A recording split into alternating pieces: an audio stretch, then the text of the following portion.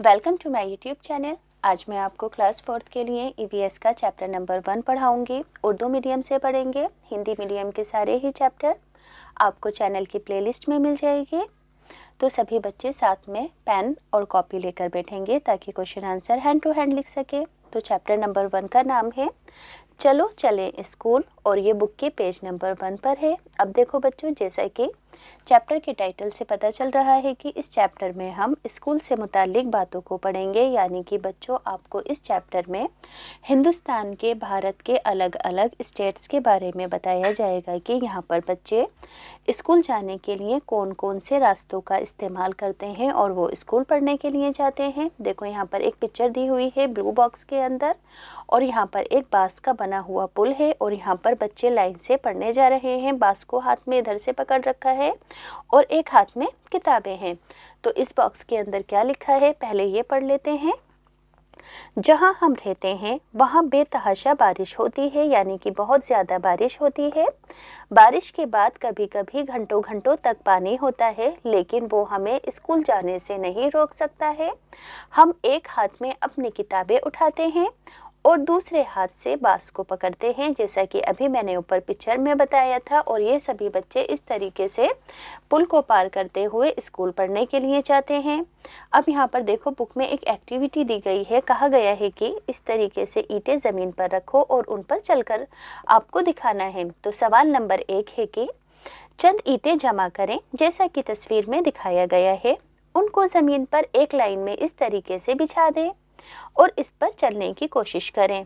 अब ये बताओ कि इस पर चलना आसान था या मुश्किल था। सवाल ये है कि आपको बताना है कि इन ईंटों पर चलना आसान था या फिर मुश्किल था। तो इसका आंसर आपको हाथों हाथ याद हो जाएगा कि हाँ, ये बिल्कुल आसान है।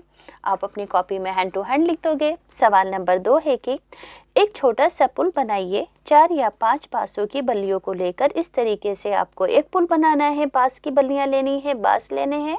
इसमें आप अपने उस्ताद यानी कि टीचर की मदद ले सकते हैं। अब आपको पुल पर चलना शुरू करना है। आप कैसा महसूस कर रहे हो? क्या आप नीचे गिरे? अगर तुम इस तरह कई मर्तबा चले तो यकीनन आपको इसमें महारत हासिल हो जाएगी। तो सवाल नंबर 2 का जवाब आप क्या लिखोगे कि मुझे चलने में मुश्किल हो रही थी क्योंकि ये पुल हिल रहा था। अगला सवाल है कि क्या तुम सोचते हो कि इस पुल पर नंगे पांव चलना आसान होगा या जूते चप्पल पहनकर, और क्यों? तो जवाब में लिखोगे कि नंगे पांव चलना आसान होगा क्योंकि पंजों की मदद से पांस पर पकड़ बनाई जा सकेगी। तो सभी बच्चे स्क्रीनशॉट लेकर हैंड टू हैंड आंसर लिखते जाएंगे। अब बच्चों, बुक का पेज नंबर 2 है। यहाँ पर भी एक पिक्चर दी गई है। देखो, यहाँ पर दोनों ही तरफ पहाड़ हैं और पहाड़ के एक तरफ यहाँ पर रस्सी को बांधा हुआ है और दूसरी तरफ भी बांधा हुआ है। बीच में पानी है और यहाँ पर एक फिरकी लगाकर इसके अंदर एक ट्रॉली लटका रखी है और इसमें बैठकर बच्चे इस तरीके से स्कूल पढ़ने के लिए जाते हैं। तो यहाँ लिखा है ट्रॉली से। हर रोज ही सुबह स्कूल पहुँचने के लिए हमें एक दरिया यानी कि नदी को पार करना पड़ता है। दरिया चौड़ा और बहुत गहरा है, यानी कि ये नदी बहुत चौड़ी और बहुत गहरी है और एक मजबूत लोहे की जंजीर दरिया के दोनों तरफ किनारों पर इस तरीके से बंधी है और यहाँ पर एक ट्रॉली है जो कि जंजीर से जुड़ी हुई है। 4-5 बच्चे या अफराद इस ट्रॉली में बैक वक्त बैठकर जा सकते हैं और फिरकी की मदद से ट्रॉली के ऊपर हरकत करते हैं और हम बहुत कम वक्त के अंदर दूसरे किनारे पर इसमें बैठकर स्कूल पहुंच जाते हैं, बच्चे कह रहे हैं। तो बच्चों, अब इसके देखो कुछ क्वेश्चन आंसर हैं। तस्वीर एक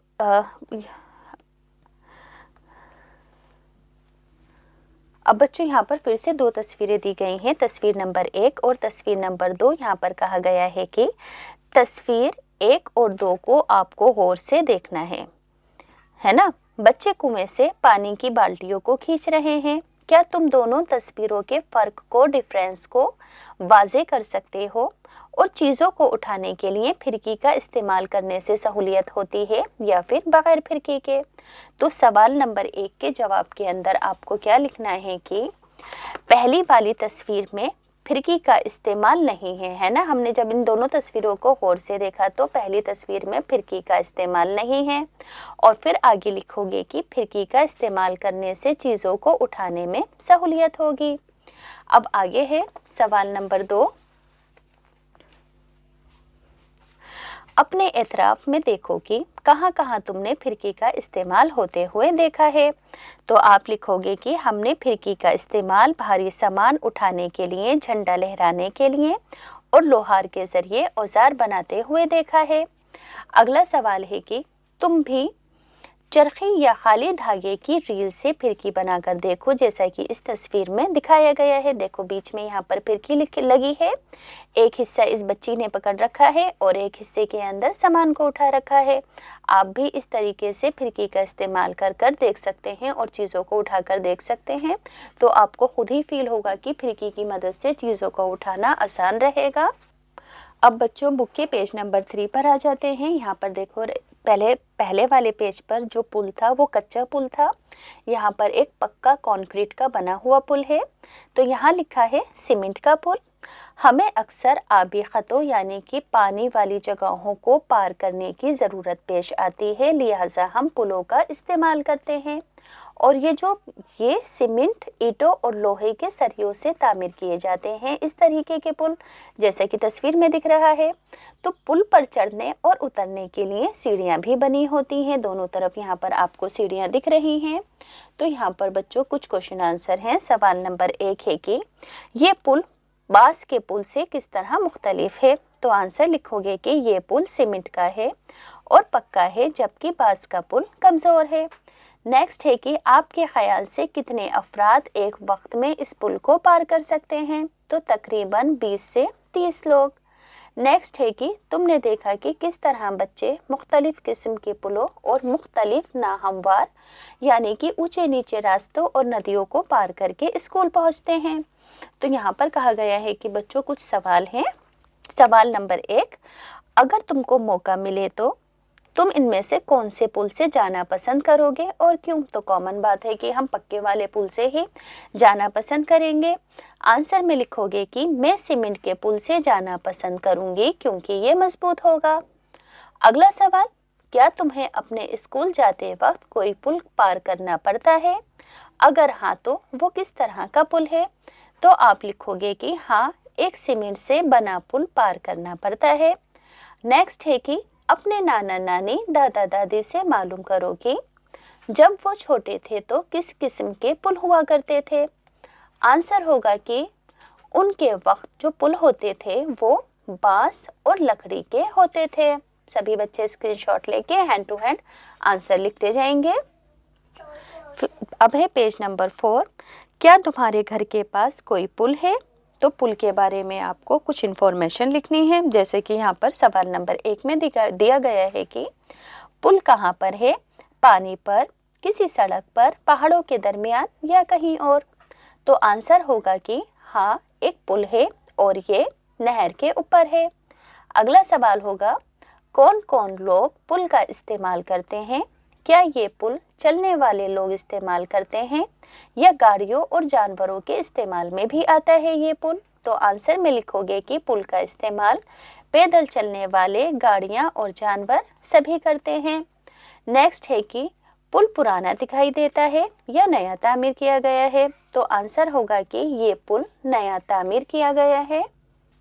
बच्चों अगला सवाल है कि मालूम कीजिए कि उस पुल की तामीर में क्या क्या सामान इस्तेमाल किया गया है, यानी कि इस पुल को बनाने में किन किन चीज़ों का इस्तेमाल किया गया है। आंसर लिखोगे, इसमें लोहे, सीमेंट, कंक्रीट का इस्तेमाल किया गया है। अब अगला सवाल है कि अपनी कॉपी में आपको पुल की एक तस्वीर बनानी है, आप अपने आप बना लेंगे। अगला सवाल होगा कि तसव्वुर यानी कि इमेजिन करो कि अगर वहाँ पर ये पुल ना होता तो क्या क्या दुश्वारियाँ यानी कि परेशानियाँ पेश आती। अगर देखो वहाँ पर वो पुल ना होता तो हमें बहुत लंबा रास्ता तय करके स्कूल जाना पड़ता। अब बच्चों देखो यहाँ पर एक बॉक्स के अंदर बच्चे कश्ती में बैठकर स्कूल पढ़ने के लिए जा रहे हैं। इस कश्ती को कहते हैं वल्लम, केरला। जैसे कि बच्चों हम दिल्ली में रहते हैं, तो इसी तरीके से हिंदुस्तान के बहुत सारे स्टेट हैं और यहाँ पर केरला के अंदर ये बच्चे रहते हैं और जब ये स्कूल पढ़ने जाते हैं तो इस तरीके की कश्तियों में बैठकर स्कूल पढ़ने जाते हैं, रास्ते को पार करते हैं और दूसरी साइड पहुँचते हैं। तो केरला के कुछ इलाकों में बच्चे लंबे पानी को पार करने के लिए वल्लम यानी कि लकड़ी से बनी हुई छोटी कश्ती में बैठकर स्कूल पहुँचते हैं, जैसा कि तस्वीर में दिख रहा है। तो यहाँ पर है कि क्या तुमने कुछ और किस्म की कश्तियाँ भी देखी हैं? हाँ, मैंने बड़ी बड़ी कश्तियाँ भी देखी हैं जिनमें बड़े बड़े घर बने होते हैं। नेक्स्ट है कि पानी को पार करने के लिए और क्या क्या तरीके इस्तेमाल होते हैं। तो जवाब में आप लिखोगे कि नाव, कश्ती, जहाज़ वगैरह से पानी को पार किया जा सकता है। अब देखो बच्चों, यहाँ पर एक पिक्चर है ऊँट गाड़ी की। यकीनन बच्चों ने देखी होगी ऊँट गाड़ी और कुछ बच्चे बैठे भी होंगे। यहाँ पर लिखा है कि हम लोग यानी कि ये बच्चे कह रहे हैं कि हम लोग रेगिस्तान में रहते हैं और चारों तरफ रेगिस्तान में रेत ही रेत है। बच्चों, जो रेगिस्तान है वो कहाँ पर है? राजस्थान में है ना। यहाँ पर लिखा है राजस्थान। राजस्थान भी हिंदुस्तान का एक स्टेट है। तो यहाँ पर बोला गया है कि राजस्थान के अंदर जो रेगिस्तान है उसमें हर तरफ रेत ही रेत है और दिन में ये खूब गर्म हो जाती है। हम एक ऊँट गाड़ी पर सवार होकर इस तरीके से स्कूल पढ़ने के लिए जाते हैं। तो इसके अकॉर्डिंग बच्चों यहाँ पर एक सवाल है कि क्या तुम कभी ऊँट गाड़ी या घोड़ा गाड़ी में सवार हुए हो और कहाँ? क्या तुम खुद सवार हुए थे या किसी ने तुम्हारी मदद की थी इस पर बैठने में? तो आंसर में लिखोगे कि हाँ, मैं घोड़ा गाड़ी पर सवार हुआ था। उस वक्त मैं नानी के घर से बाजार जा रही थी या बाजार जा रहा था। नेक्स्ट है ऊँट गाड़ी की सवारी तुम्हें कैसी लगी? इसके अलावा अपनी जमात के साथियों को इस तजुर्बे के बारे में बताओ। तो आप लिखोगे कि ऊँट जैसे जैसे चलता था वैसे वैसे हम भी हिल रहे थे। अब देखो यहाँ पर भी एक बॉक्स दिया गया है। अब कुछ बच्चे देखो, मैदानी इलाकों में जिन बच्चों के स्कूल दूर होते हैं तो वो इस तरीके से बैलगाड़ी में बैठकर स्कूल जाते हैं और जब बारिश होती है या धूप होती है तो बच्चे इस तरीके से छाता खोल लेते हैं। यहाँ लिखा है ना कि मैदानी इलाकों में गाँव बैलगाड़ी। ये बच्चे क्या कह रहे हैं कि हम बैलगाड़ी में बहुत आहिस्ता आहिस्ता सरसब्ज यानी कि हरे भरे खेतों से गुजरते हुए और अगर तेज़ धूप और बारिश हो तो हम अपनी छतरियों का इस्तेमाल करते हुए स्कूल पढ़ने के लिए जाते हैं। तो बच्चों अगला सवाल है कि जहाँ तुम रहते हो वहाँ बैलगाड़ी होती है? तो लिखोगे कि हाँ, कभी कभी यहाँ बैलगाड़ियाँ भी नज़र आती हैं। अगला सवाल है कि क्या उसके ऊपर बैलगाड़ी के ऊपर एक छत भी होती है? नहीं, इसमें छत नहीं थी। इसके पहिए यानी कि बैलगाड़ी के पहिए किस किस्म के थे? तो इसके पहिए लकड़ी के बने हुए थे, चक्का लोहे का बना हुआ था। अब यहाँ पर बोला गया है कि आपको अपनी कॉपी में बैलगाड़ी की एक तस्वीर बनानी है। आप खुद बना लेंगे। अब देखो बच्चों, यहाँ पर कुछ बच्चे साइकिल पर बैठकर स्कूल पढ़ने जा रहे हैं। जिन बच्चों का स्कूल दूर है तो साइकिल की सवारी, अगर स्कूल और घर के दरमियान का रास्ता लंबा हो तो हम साइकिल से भी स्कूल जाते हैं, जैसा कि यहाँ आपको इस पिक्चर में दिख रहा है। पहले तो लड़कियाँ स्कूल नहीं जाती थी, लेकिन अब 7-8 लड़कियाँ ग्रुप बनाकर आसानी से साइकिल पर बैठकर स्कूल चली जाती हैं। आपके स्कूल में भी बच्चों कुछ स्टूडेंट्स आते होंगे जो कि साइकिल पर बैठकर आते होंगे क्योंकि उनका घर थोड़ा दूर होता होगा। तो सवाल नंबर 1 है पेज नंबर 6 का, क्या तुम साइकिल की सवारी कर सकते हो? अगर हाँ तो तुम्हें साइकिल चलाना किसने सिखाया था? तो आप लिखोगे कि हाँ, मैं साइकिल की सवारी कर सकती हूँ। साइकिल चलाना मैंने अपने दोस्त से सीखी है। अगला सवाल है कि तुम्हारे स्कूल में कितने बच्चे साइकिल पर सवार होकर आते हैं? जवाब होगा 10-15। अब बच्चों नेक्स्ट है, यहाँ पर देखो गुजरात के बारे में बात की जा रही है। ये भी हिंदुस्तान का एक स्टेट है। यहाँ पर देखो एक जुगाड़ है और इस जुगाड़ के अंदर बच्चे बैठकर स्कूल पढ़ने के लिए जा रहे हैं। जुगाड़ क्या गाड़ी है? हमारी खास सवारी का नाम है जुगाड़। ये फटफट करती हुई चलती है ना शानदार? सामने का हिस्सा मोटरसाइकिल की तरह लगता है, लेकिन पिछले हिस्से की बनावट में लकड़ी की तख्तियों का इस तरीके से इस्तेमाल किया गया है। तो बच्चों सवाल नंबर 1 है कि क्या तुम्हारे इलाके में इस किस्म की सवारियां हैं? हाँ, हमारे इलाके में इस किस्म की सवारियाँ हैं। अगला सवाल पूछा गया है कि क्या तुम इस किस्म की सवारी में बैठकर जाना पसंद करोगे और क्यों? हाँ, मैं पसंद करूँगी। और आगे लिख देना कि हाँ, मैं पसंद करूँगी क्योंकि ये सस्ता है। नेक्स्ट है कि क्या तुम बता सकते हो कि जुगाड़ ये क्यों कहलाता है? जवाब में लिखोगे कि क्योंकि इसे मोटरसाइकिल की मदद से खुद वसी करके बनाया गया है। नेक्स्ट है कि जुगाड़ पुराने सामान का इस्तेमाल करके बनती है। तुम भी कुछ चीज़ों का जुगाड़ करके कोई नई चीज़ बनाने की कोशिश करो। सोचो, क्या कोई ऐसी जगह है जहां इसमें कोई भी गाड़ी नहीं पहुंच सकती हो? हाँ, ऐसी जगहें भी हैं बच्चों। देखो, अब कुछ ऐसी भी जगहें हैं जहाँ पर ना तो कोई सड़क बनी होती, ना कोई गाड़ी पहुँच सकती। तो ऐसी कौन सी जगह हो सकती है? तो बच्चों, ऐसी जगहें जंगलात हो सकती हैं, रेगिस्तान भी हो सकते हैं। देखो, जैसा कि इस पिक्चर में दिखाया गया है कि यहाँ पर एक बहुत ही घना जंगल है और इस घने जंगल को पार करते हुए बच्चे स्कूल पढ़ने के लिए जा रहे हैं। जंगल को पार करते बच्चे, हम एक इंतहाई यानी कि बहुत घने जंगल को अबूर यानी कि पार करके स्कूल तक पहुंचते हैं। बाज़ जगहों पर तो ये जंगल इतना घना हो जाता है कि सूरज की रोशनी तक वहां पर नहीं आ सकती और वहां बेहद खामोशी होती है, सन्नाटा होता है। तुम सिर्फ इस जंगल में कुछ चिड़ियों की आवाज़ें और दीगर मखलूकातों की आवाज़ें ही सुन पाते हो, जैसा कि यहाँ पिक्चर में दिख रहा है। चारों तरफ पेड़ ही पेड़ हैं और बच्चे स्कूल पढ़ने जा रहे हैं।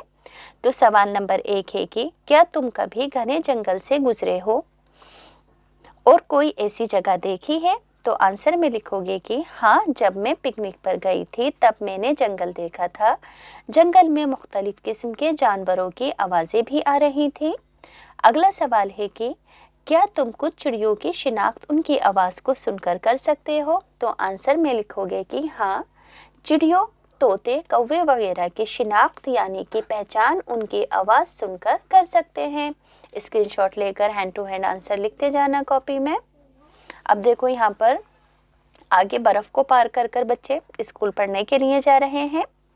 बच्चे बर्फ़ पर चढ़ते, देखो, यानी कि ये बच्चे कह रहे हैं कि देखो हम किस तरह स्कूल पहुंचते हैं। हम मीलों दूर तक बिछी हुई बर्फ से गुजरकर स्कूल पहुंचते हैं। हम एक दूसरे का हाथ पकड़कर इंतहाई यानी कि बहुत एहतियात से होकर चलते हैं। अगर बर्फ नरम होती है तो हमारे पैर इसमें धंस जाते हैं और बर्फ जब जमी होती है तो हम फिसल कर भी गिर सकते हैं, जैसा कि आपको यहाँ पर दिख रहा है। तो सवाल नंबर 1 है कि क्या तुमने इतनी ज़्यादा बर्फ़ कभी देखी है? कहाँ देखी है? फिल्मों में या किसी मकाम पर? तो आंसर लिखोगे कि इतनी ज़्यादा बर्फ़ मैंने फिल्मों में देखी है। अब है बच्चों पेज नंबर 9। यहाँ पर सवाल दिया गया है कि क्या तुम सोचते हो कि ऐसी जगहों पर हर वक्त बर्फ़ क्यों जमी होती है? यानी कि ऐसी जगहों पर बच्चों हमेशा हर तरफ बर्फ़ ही बर्फ़ क्यों नज़र आती है? तो आंसर में लिखोगे कि ऐसी जगहों पर बर्फ़ इसलिए होती है क्योंकि ये इलाका बहुत ऊंचाई पर होता है। अब देखो, जैसे कि यहाँ पर बहुत ज़्यादा पथरीला रास्ता है और इस पथरीले रास्ते को पार करते हुए बच्चे स्कूल पढ़ने के लिए जा रहे हैं। अब यहाँ क्या लिखा है कि ना हमवार और पथरीले रास्ते। ना हमवार का मतलब होता है बच्चों ऊबड़ खाबड़, जैसे कि यहाँ पर आपको इस पिक्चर में ऊबड़ खाबड़ रास्ता दिख रहा है। तो हम पहाड़ों के दरमियान रहते हैं, ये बच्चे कह रहे हैं। रास्ते में पथरीले और ना हमवार यानी कि ऊबड़ खाबड़ रास्ते हैं। जो बच्चे मैदानी इलाकों में रहते हैं वो इन रास्तों पर मुश्किल से चल सकेंगे, लेकिन हम निहायत आसानी से ऊपर नीचे होकर स्कूल चले जाते हैं क्योंकि इन बच्चों को इन रास्तों पर चलने की हैबिट होती है, ऊबड़ खाबड़ रास्तों पर। आगे है कि चाहे घने जंगल हों, खेत हों, पहाड़ हो या दूर दूर तक फैली बर्फ, हम किसी न किसी तरीके से अपने स्कूल पढ़ने के लिए जाते हैं। तो सवाल है यहाँ पर, क्या तुम स्कूल जाने के रास्ते में दुश्वारियों से गुजरते हो और मुश्किलों का सामना करते हो? तो हमारे स्कूल जाने के रास्ते में कोई दुश्वारी नहीं है, ये इसका जवाब होगा। अगला सवाल है कि सबसे अच्छा महीना कौन सा होता है जब तुम स्कूल जाना पसंद करते हो और क्यों? तो आंसर में लिखोगे कि अक्टूबर के महीने में उस वक्त ना ज़्यादा ठंड होती है और ना ही ज़्यादा गर्मी। नेक्स्ट है मुझे चलता देखो। किसी मैदान या किसी खुले मकान पर अपने दोस्तों के साथ जमा हो जाओ और वहाँ पर आपको चलने की इस तरीके से एक्टिंग करके दिखानी है। जैसे कि अगर मैदान गुलाब की पत्तियों का हो तो इस तरीके से एक्टिंग करो, कांटों का हो तो कांटों पर चलने की एक्टिंग कर कर दिखाओ, इसी तरीके से बर्फ़ पर चलने की एक्टिंग कर कर दिखाओ। तो बच्चों ये एक एक्टिविटी है जिसे आप ज़रूर सभी बच्चे साथ मिलकर करेंगे। अब है बच्चों पेज नंबर 10, बच्चों की कलम से। इम्तिहान में कामयाब ना हुए तो 30 डंडे लगेंगे। इम्तिहान में गड़बड़ करने वाले बच्चों को 15 डंडे और जो घर का होमवर्क कर कर नहीं लेकर आएगा उसको 60 डंडे लगेंगे। और देखो बच्चों यहाँ पर एक पोस्टर भी है, कुछ बच्चे हैं और पोस्टर को पकड़ रखा है, उस पर लिखा हुआ है सज़ा नहीं, और यहाँ पर कुछ सज़ाएं मुकर्रर की गई हैं। तो आगे है नाखून, दांत, स्कूल का लिबास साफ ना होने पर 30 उठक बैठक लगानी होंगी। उस्ताद की क्लास में गैर मौजूदगी में मौज मस्ती करने पर 2 घंटे तक खड़ा रहना पड़ेगा।